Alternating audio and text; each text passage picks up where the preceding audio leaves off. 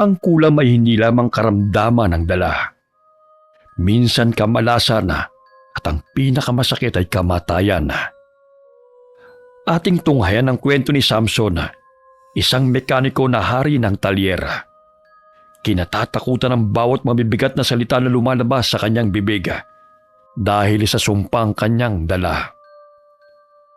Paano kaya maiiwasan ng kanyang mga katrabaho ang sumpa na siyang naging sanhi ng kamatayan?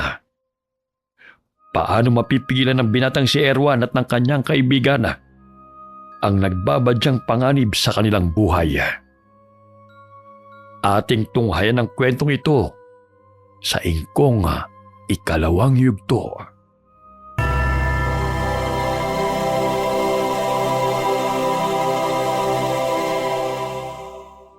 Maaga pa lamang ay madidinig na sa loob ng garahe ang galit na boses ni Samson, isang mekaniko sa Ron Food Express Company.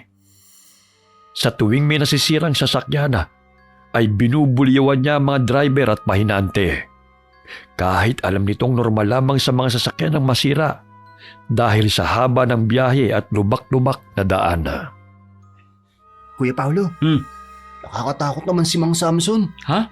Sa isang buwan kong pagtatrabaho rito, walang araw na wala siyang nakakaaway. Normal lang sa kanya yan. Kaya minsan hindi na namin siya pinapansin. Parang ang pinaglisa sa badan loob yun eh. Uy! Hoy, kayo dalawa! Ako na naman pinag-uusapan nyo, ano? Ha? Ha? Hoy! Ikaw, Paolo, ha? Ayusin mo pagmamaneho mo ng sasakyan! Palagi na lang nasisira! Dahil mga kaskasero kayo! Natural lang na under maintenance sa mga sasakyan. Wear and tear yan, Mang Samson. Tao nga, napapagod eh. Sasakyan pa kaya?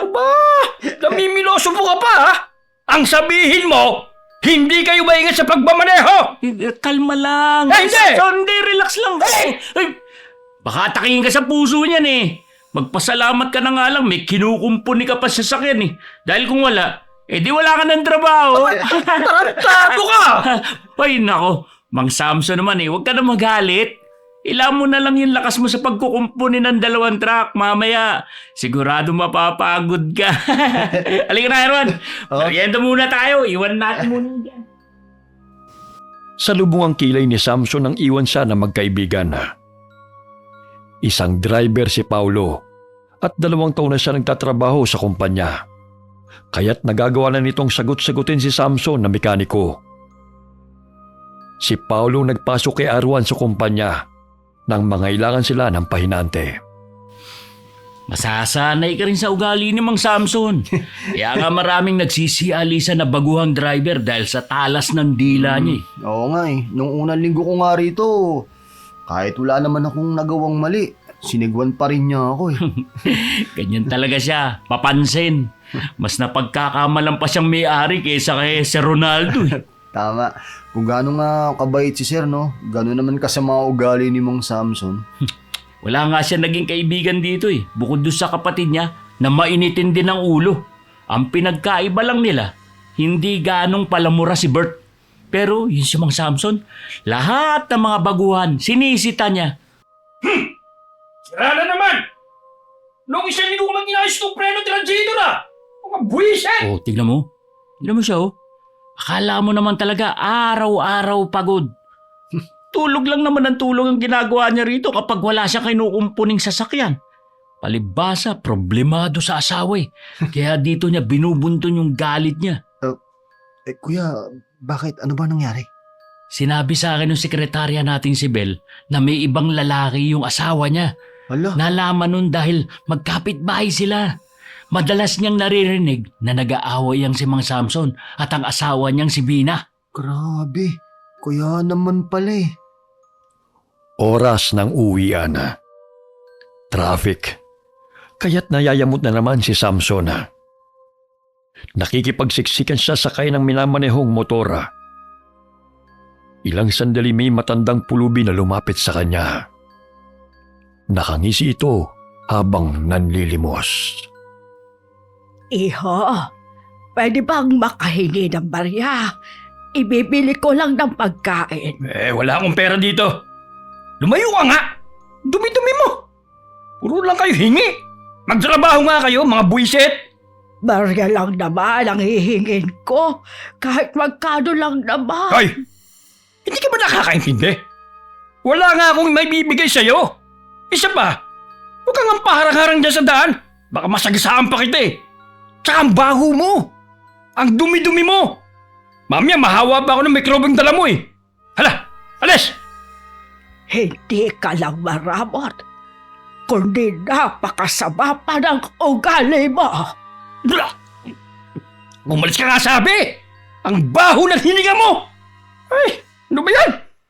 Hindi ako aalis dito kung hindi mo ako bibigyan ng pera.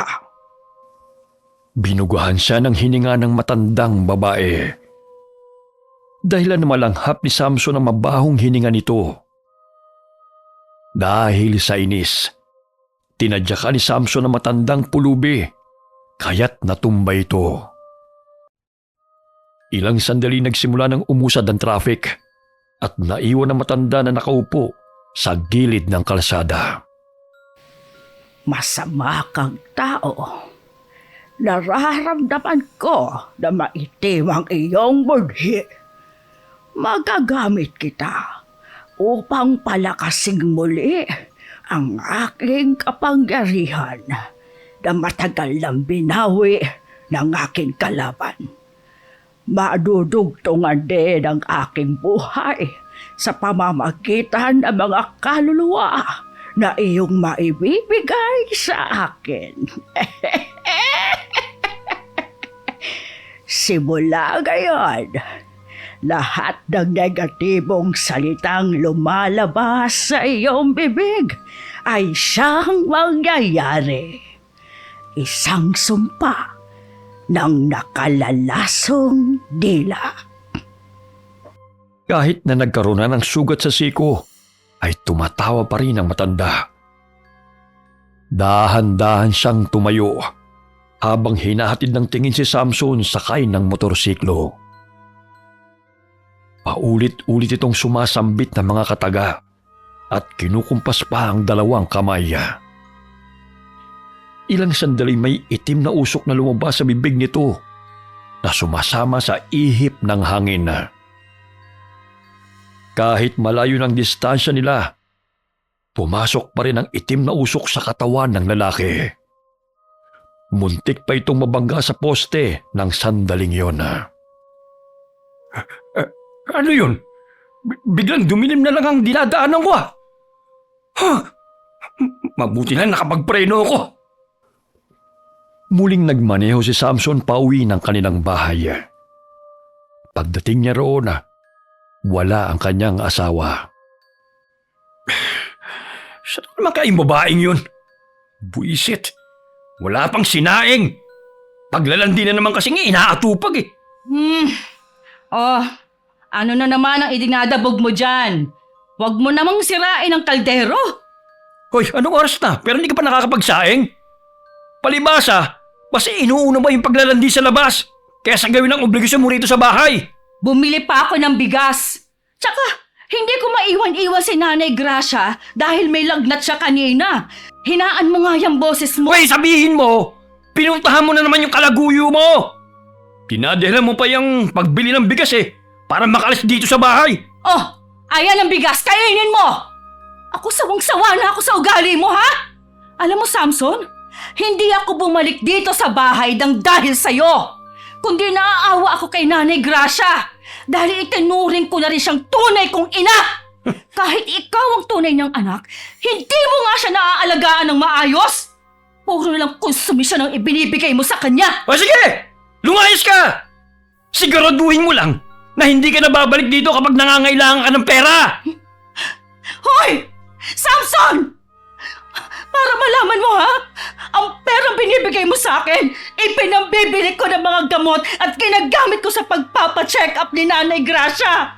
Kaya wag mo akong kukwentahan. Lumalala na talaga yung sama ng ugali mo. Umalis ka! Total wala ka namang silbi, ha? Hindi mo nga ako mabigyan ng anak eh. Kaya kahit ilang lalaki pang makarelasyon mo, wala akong pakialam. Magsama kayo ng kalaguyo mo! Aalis na talaga ako. Hindi na kita babalikan pa. Dahil sawang-sawa na ako sa'yo. Nagsili para ng pinggan at baso dahil sa pag-aaway nilang mag-asawa. Naaawa lamang si Vina sa biyanan dahil may sakit ito at kailangang alagaan. Wala silang anak ni Samson. Isa na yun sa dahilan ng kanilang pag-aaway. Sa 5 taon nilang pagsasama ay hindi nagloko si Vina. Ngunit sinasaktan pa rin siya ni Samson dahil sa selos nito. Hanggang sa pansamantalang umalis siya ng kanilang bahay at nakitira sa kanyang pinsan. Doon ito nakilala si Brent, ang lalaking nagkagusto sa kanya, at nahulog din ang kanyang loob sa naturang lalaki dahil mabait at maalaga ito. Bagamat bumalik siya sa bahay nila ni Samson dahil nakiusap ang biyanan. Sapagkat wala itong kasama at madalas ay masama ang pakiramdam sapagkat may sakit itong high blood at minsan na rin na-stroke. Ngunit sa gabing yun, muling umalis si Vina sa kanilang bahay, bit-bit ang ilang mga gamit. Umiyak na ang biyanan dahil ayaw nitong umalis ang babae. Nay, aalis na po ako. Hindi ko na po matiis ang ugali ng anak ninyo eh. Bibisitahin ko na lang po kayo ulit rito ha. Ang mga gamot mo, huwag mong kalimutang inumin ha. Hoy, kung gusto mong umalis ka na. Nagpapapigil ka lang eh. Umalis ng bahay si Vina bit-bit ang ilang damit. Umiyak na nagpaalam siya sa biyanana. Maya-may lumabas ng bahay si Samson upang bumili ng pagkain sa karinderya nang makaramdam ng gutom. Nadatnan pa nito si Vina doon na nagpasundo sa lalaki. Aba, yan na ba yung lalaki pinagmamalaki mo? Ha? Para mas mahirap pa kaysa sa daga eh. Isang ihip na ng hangin eh, matatangay na kaagad. Tayo na Brent, huwag mo nang pansinin ang baliw na yan. Happy trip sa inyo! Kahit magsama man kayo sa kabilang buhay, wala akong pakialam! Madisgrasya sana kayo! Malakas pang sambit ni Samson habang tumatawa. Animoy may itim na usok na lumabas sa kanyang bunganga habang sinasambit ang mga salitang yun. Hinatid pa nito ng tingin sina Vina at Brent habang papalayo. Ngunit mababanag ang galit sa mukha nito. Matapos nitong bumili ng pagkain, ay agad din itong umuwi upang pakainin ang ina. Ngunit ganun na lamang ang pagkabigla ni Samson nang madatnan niya si Aling Grasa na humahangos at nahihirapan sa paghinga habang nakadilat pa ang mga mata. Humingi si Samson ng tulong sa kanilang mga kapitbahay. Dinala nila si Aling Grasa sa ospital, ngunit binawian din ito ng buhay bago pa man makarating sa ospital. Kasalanan to ni Vina. Siya ang dahilan kung bakit inatake sa puso si inay. Hindi ko siya mapapatawad. Ibinuro lang labi ni Aling Grasa sa bahay ng anak. Pagkamat makalipas ang 3 araw, nabalitaan ni Samson na naaksidente sina Vina at Brent sakay ng motorsiklo. Naging usap-usapan yun sa kanilang lugar, maging sa pinagtatrabahuhan nito. Kuya, grabe naman yung pagsubok na pinagdadaanan ngayon ni Mang Samson, no? Magkasunod na namatay yung nanay at asawa niya. Oo nga eh. Pero alam mo tol, parang natutuwa pa nga si Mang Samson nang mabalitaan na naaksidente ang asawa niya. Ha? Oh. Kasama kasi nito yung bagong nobyo sa aksidente. Oh. Teka kuya, pumunta ka na ba sa kanila? Dumaan ako kanina sa bahay nila. Habang kausap ko siya, parang hindi man lang nalulungkot sa pagkawala ni Vina. Tumawa pa nga eh. Talaga? Kung sa bagay, sino ba naman ang sasaya kapag may iba ng mahal ang asawa natin? Ay, nakakapanibago ang kapayapaan dito sa garahe. Oo nga. Kapag wala si Mang Samson, nakakapagpahinga tayo ng maayos kapag walang delivery. Hindi kasi ako makatulog sa ingay ng bunganga niya eh. Lahat na lang ng kilos natin, bantay sarado. Oo nga. Kuya, bakit hindi pa siya sinisibak sa trabaho ni Sir Ronaldo? Kahit marami na siyang nakakaalitan dito. Magkakilala na kasi sila mula pa noon. Simula nung bumukas tong kumpanya, si Mang Samson na mekaniko. Pero pinagsasabihan naman siya ni Sir Ronaldo na ayusin niya ang pakikipag-usap sa mga empleyado. Kaya lang, likas na sa kanya yung palasigaw eh. Matapos na mailibing si Aling Gracia, muling bumalik si Samson sa trabaho. Muli na namang nanumbalik ang tensyon sa garahe. Nawala lang ako ng ilang araw, nasira na naman tong 3 truck. Mga bobo ba kayo? Ha? Hoy, cowboy, bulag ka ba? Ha? Ang lawak-lawak ng kalsada, nabangga ka pa. Palibasa, tatanga-tanga ka na naman. Hindi na nakayanan ng driver ang pang-iinsulto ng mekaniko sa kanya. Hindi na ito nakapagtimpi, kaya sinuntok nito si Samson. Dahilan na dumugo ang bibig nito. Bumawi ito ng suntok, ngunit nakailag si Boy. Sinaswerte ka lang ngayon. Pag mumumugin talaga kita ng dugo, makikita mo! Teka lang, Mang Samson, tama na yan.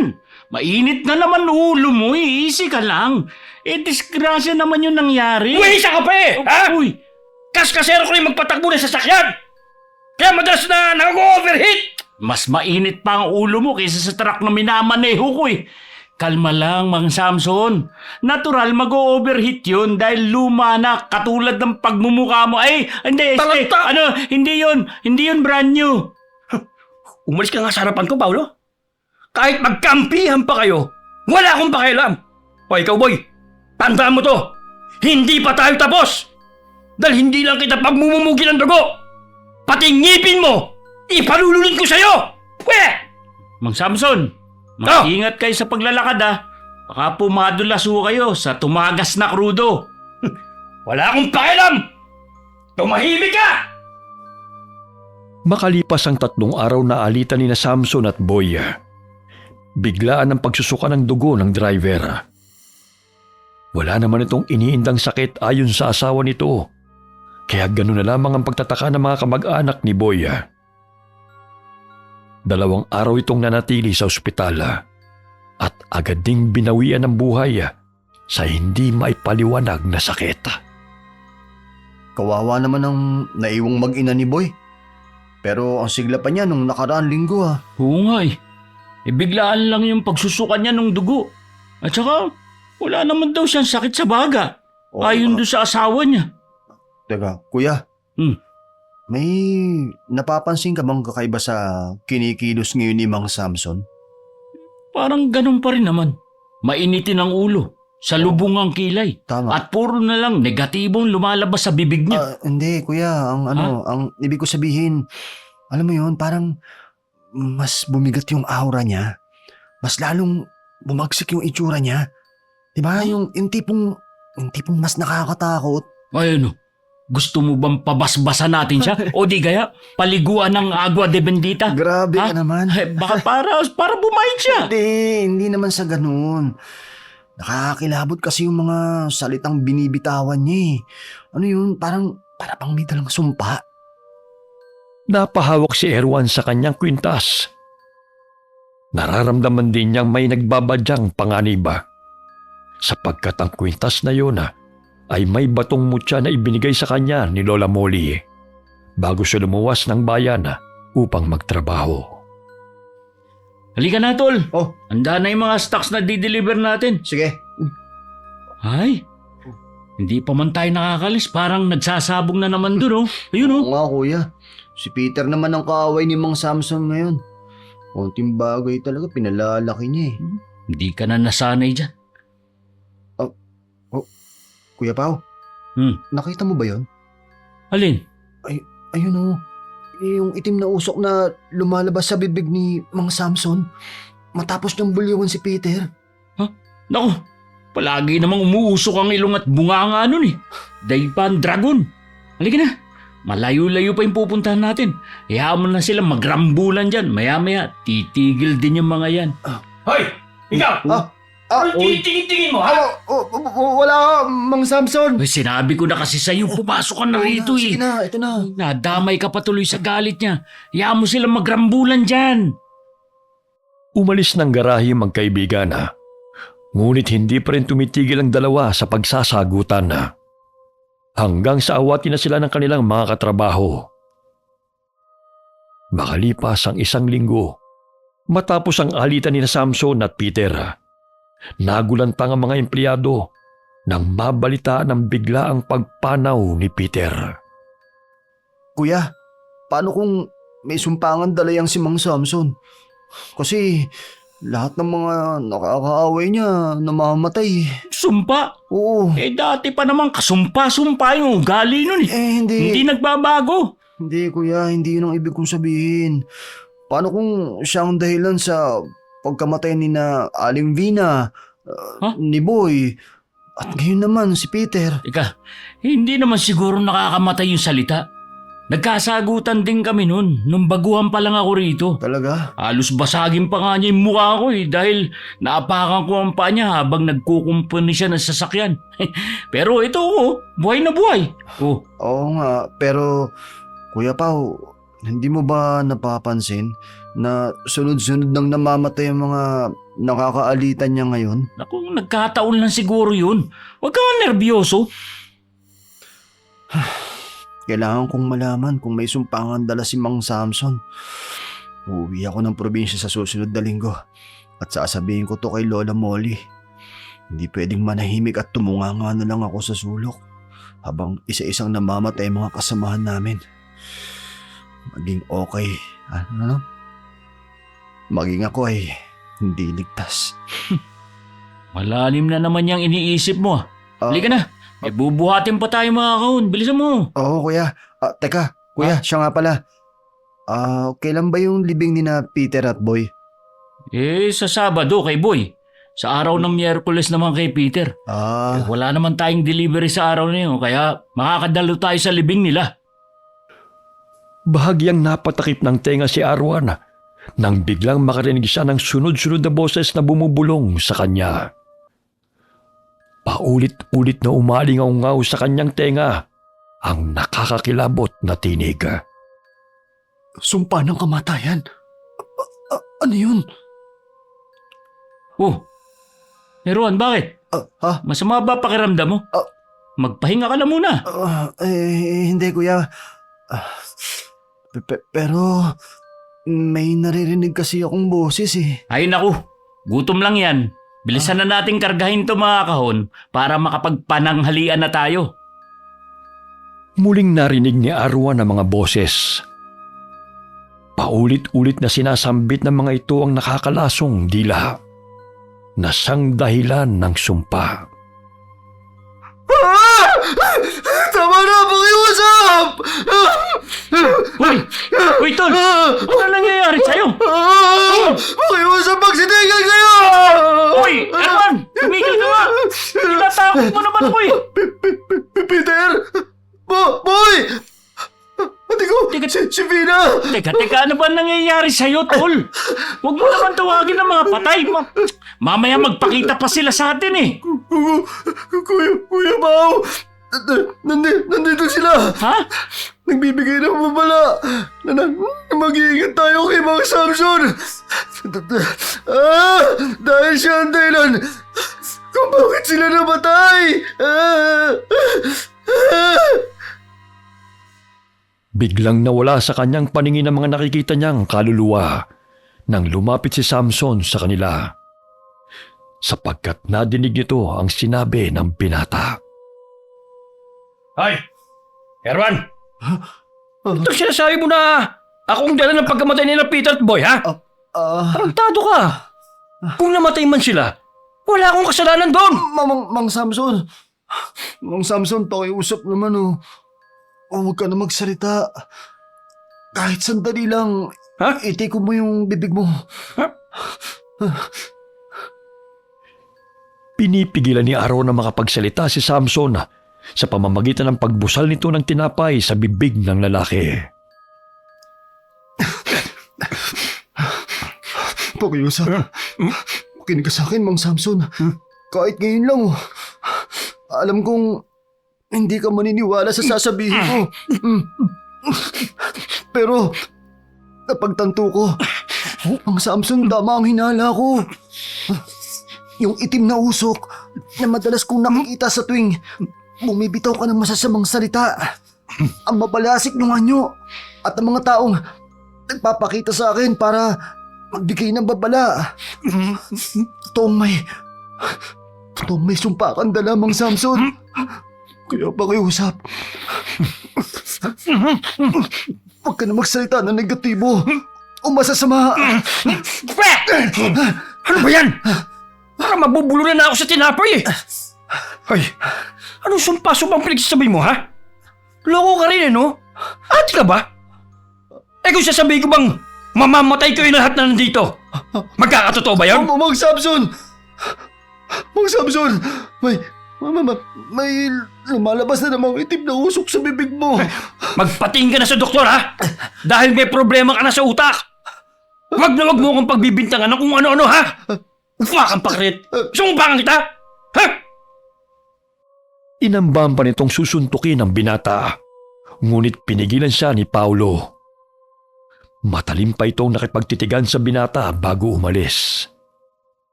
Nangamba si Erwan dahil naalala niya na 3 araw matapos ng alitan ni Samson sa 2 nilang kasamahan ay namatay ang mga ito. Inilibot niya ang kanyang paningin at marami sa kanilang mamamatay kung magkakatotoo ang binitiwang salita ni Samson.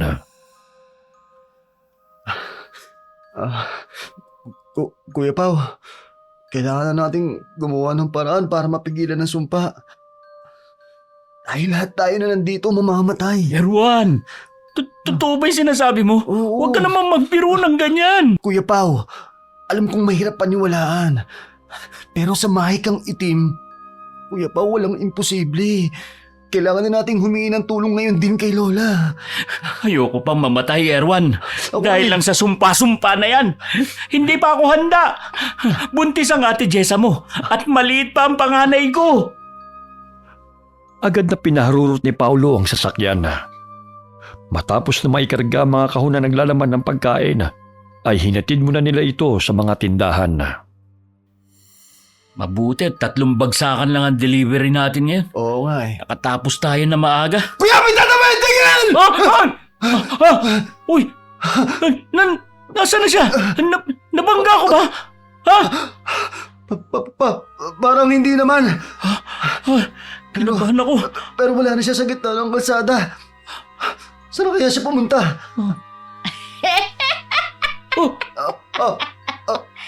Ang sumpa ng nakalalasong dila ay hindi matatakasan. Akin lang ang kaluluwa ninyo pagdating ng kabilugan ng buwan. Tol, ano yung pinagsasabi ng matandang yun? Teka, nasa na siya? Bakit bigla siya sumulpot tapos biglang nawala? Kuya Pao, malakas ang kutob ko. Naisip siyang mangkukulam, kuya. Kailangan na natin magbadali para makahingi ng tulong kay Lola. Dahil parang konektado siya kay Mang Samson eh.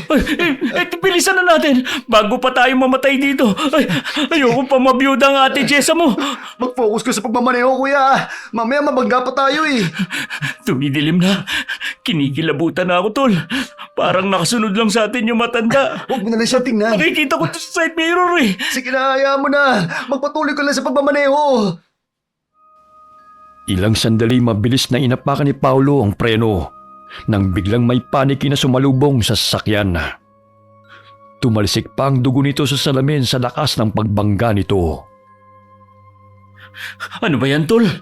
Kinikilabutan na ako. Oo nga eh. Natatakot na talaga ako. Sige na, kuya. Malapit na tayo. Mga 30 minutes na lang makakarating na rin tayo sa bahay ni Lola. 30 minutes? Oo. Malapit na ba yun? Oo. Parang lalabas na tong puso ko sa sobrang kaba, tol. Kumalma ka kasi, kuya. Konting tiis na lang. Makakarating din tayo dun. Muling pinaandar ni Paulo ang sasakyan habang nanginginig na ang katawan nito dahil sa takot. Hanggang sa makarating sila sa bahay ni na Lola Molly. Hindi pa man sila kumakatok ng pinto, ay agad na silang pinagbuksan ng matanda. Hindi nagsasalita si Lola dahil ipinanganak siyang pipi. Kuya Pao, siya si Lola Molly. Hindi siya nakakapagsalita. Pero nakakarinig siya at malakas ang kanyang pakiramdam. Uy, Erwan, Hmm. paano niya tayo matutulungan tungkol sa pakay natin kung hindi siya nakakapagsalita? Ano ka ba, Kuya Pao? Marunong akong mag-sign language. Marami kayong nagagamot si Lola. Tinagurian nga siya dito sa baryo na tahimik na albularyo. Pero magaling sa pagpuksa ng mahikang itim. Lahat kami rito na nakakaintindi sa pamamagitan ng senyas at aksyon niya. Ako nang magpapaliwanag kay Lola sa gusto nating sabihin sa kanya. Ha? Hmm. Alam mo, kung ganyan lang sana makipag-usap si Mang Samson, di sana walang problema. Walang ingay at walang away dahil tahimik lang. Kahit maglupasay pa siya sa galit. Kuya, sinabi ni Lola, kinulam si Mang Samson. Isinumpa siya ng mangkukulam na magkaroon ng nakalalasong dila. Ha? Oo, ano man ang sasabihin niya ay magkakatotoo. Kaya anumang marahas na salita ang kumakawala sa kanyang bibig ay nagiging sanhi ng kamatayan ng taong nakakaalita niya. Kinukulong ng mangkukulam ang kaluluwa ng mga taong namamatay dahil yun ang nagpapalakas sa kanya pagdating sa kapilugan ng buwan. Naintindihan mo lahat ng yun dahil sa senyas lang? Oo naman. Basta yun ang paliwanag ni Lola. Hindi tayo mamamatay kung gagamitan natin na sumbalik si Mang Samson at ang matandang babae. Ha? Ay, ano yung sumbalik? Tsaka, paano yun? Ang sumbalik ay ang pagbabalik ng kulam o sumpa sa taong may gawa nito. Si Mang Samson talaga ang target natin. Kung magtatagumpay tayo, kuya, babalik kay Mang Samson ang kamatayan. Mamamatay din ang matandang mangkukulam na siyang sanhi ng lahat ng to. Bakit kasi nagsabwatan pa silang dalawa eh? Nadamay Oo nga. patuloy tayo, nakakainis. Ang pumatay ang nagpapalakas sa mangkukulam. Iba-iba lang ang pamamaraan nila at tayo ang biktima ng sumpa ng nakalalasong dila na ipinataw niya kay Mang Samson. Bakit kasi hindi na lang si Mang Samson ang pinahirapan niya? Gagawin din niya yun. Pero nagpapalakas muna siya. Ano na gagawin natin? Kailangan natin makakuha ng kahit konting dugo mula sa katawan ni Mang Samson at ilagay natin dito sa maliit na panyong pula bago sunugin. At ito yung pinatuyong bote na dinasalan ni Lola. Dapat nating mailagay sa bunganga niya matapos masunog ang tela. Sige, tara. Halika na. Agad na umalis ang magkaibigan upang bumalik ng bayan. Hindi na sila nag-aksaya ng oras upang tungoy ng bahay ni Mang Samson upang harapin ang lalaki. Hindi ako makapaniwala na may taning na ang mga buhay natin dahil lang sa isang sumpa ng mangkukulam kay Mang Samson. Pati tayo nadamay sa kabastusan niya eh. Kuya Pao, tingnan mo. Ang daming lamay. Ibig sabihin, karamihan sa mga taong naninirahan sa lugar ni Mang Samson, nakaalitan niya. Parang lahat na lang kaaway pala niya. Tapos, nanganganib pa tayong lahat na empleyado. Pinuntahan ng magkaibigan si Samson sa bahay nito. Ngunit wala roon ang lalaki. Kaya't nag-ikot-ikot sila sa paligid bago pumunta sa garahe. Maya-maya may napansin silang grupo ng kalalakihan. Mula roon nadidinig nila ang boses ni Samson, lasing at nag-aamok. Hoy, mga animal kayo! Tigil-tigilan niyo ako, ha? Baka hindi niyo naman kakayahan ko. Kayang-kaya ko kayong patayin sa isang iglap lang. Kaya huwag niyo akong gagalitin. Lahat ng naging kaaway ko, pinaglalamayan na ngayon. Kuya Pao, umuusok na naman ng bunganga niya. Hindi na siya nagpapaawat. Sagasaan ko na lang kaya yan. Ano ka ba? Nakakabwisit eh. Kuya, ipark mo na lang yung truck sa gilid ng kalsada. Mamaya mapatay mo pa siya nang hindi natin na isasagawa yung ritual. Bumaba ng sasakyan ng magkaibigan. at dali-daling tinungo ang kinaroroonan ng lasing. Nag-aamok ito, naghahanap ng away. Hoy! Kayong dalawa! Anong ginagawa niyo rito? Ikaw, Mang Samson, namumuro ka na talaga ha? Dahil sa katabilan ng dila mo, marami namamatay sa sumpang dala mo. Maraming nadadamay sa sumpang pinataw sa iyo ng mangkukulam dahil sa sama ng ugali mo. Mangkukulam? Sumpa? Hoy, baliw! Walang sumpa at hindi ako takot sa mangkukulam! Erwan, Oh, kuya. ihanda mo na yung mga gamit. Oo. Dahil paduduguin ko talaga ang bunganga ng lalaking to. Kinabahan ng magkaibigan nang makitang nakakasindak na itsura ni Samson. Tila ba'y sinapian ito ng masamang espiritu.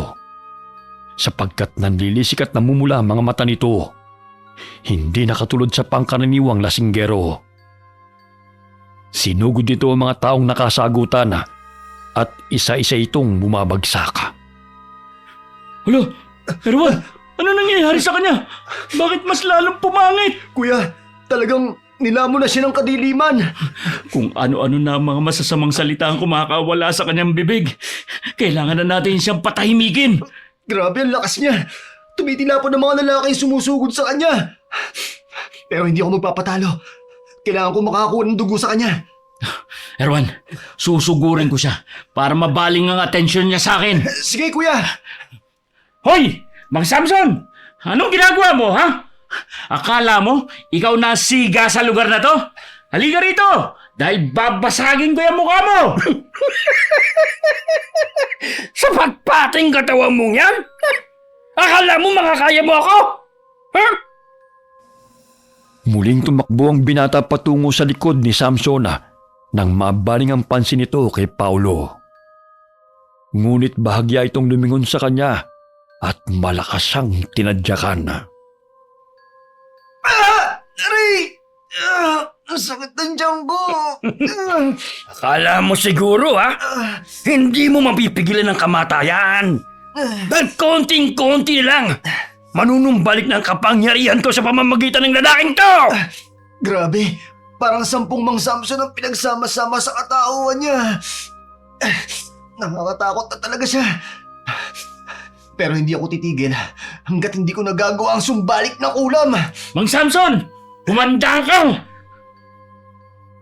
Habang nakatingin si Samson kay Erwan, tumakbo si Paulo patungo sa kanya at paulit-ulit na itinurok ang dinasalang karayom.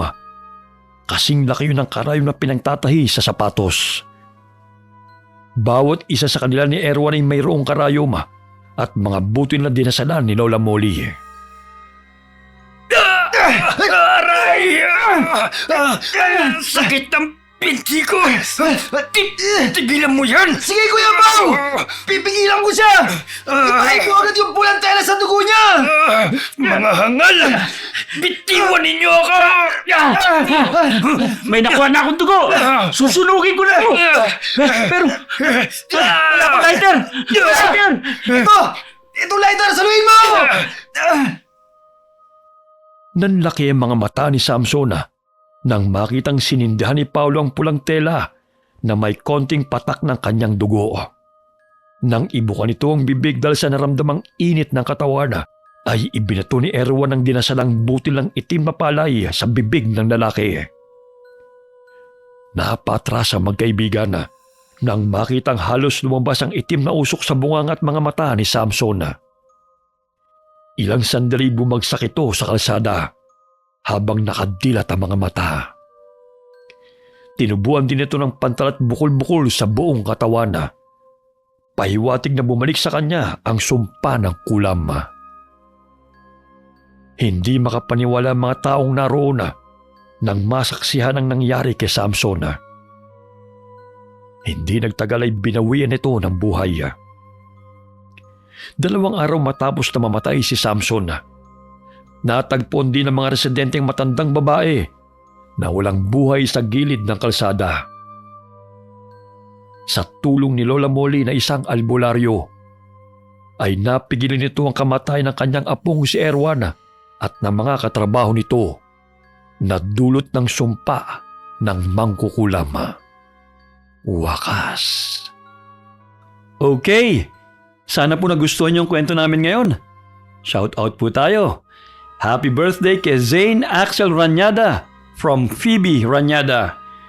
Hi kay Mila Landicho from Saudi Arabia. Greetings from Ryan Landicho. Hi kay Elizabeth Dunca from Texas, USA. Hi kay Jessica Sobremonte from Quezon City. Shout out kina Glenda, Daisy, Glessy, Rhea, Rose at Ella. Kamusta po kayo? Shout out sa Arda family from Maclan. Shout out kina Wilfredo and Joelyn Tolentino from Rosario, Cavite. Mula kay Josephine Beroya. Hi kay Penelope Valdelon. Hi kay Kathleen Ocon from Qatar. Shout out kay Daniel Blas Presto and Poloy. Hi kay Ria Duetes from Antipolo, Rizal. Hi kay Ray C. Shout out kay Boss Obet ng Barangay Dalampang, Cabanatuan City.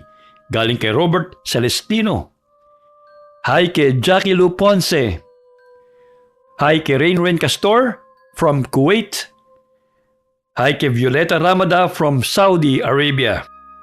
Yung hindi po namin nabati ngayon, pasensya na po kayo, pero sa susunod po naming upload, promise, isa-shoutout po namin kayo. Alright, kung nagustuhan niyo po ang kwento namin yon, huwag niyo po sanang kalimutan na mag-like, mag-comment, at mag-subscribe na rin po. Huwag niyo rin po sanang kalimutan na manood, makinig, at mag-subscribe kay Miss Gwen Horror Stories.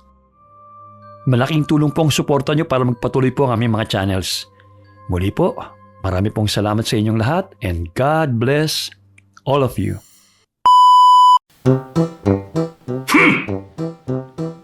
Sira na naman! Nung isang linggo ko lang inayos to! Itong preno at register, bunyeta ka! Kailangan malayo ka. Dapat pala dito ako. Magkakilala na kasi.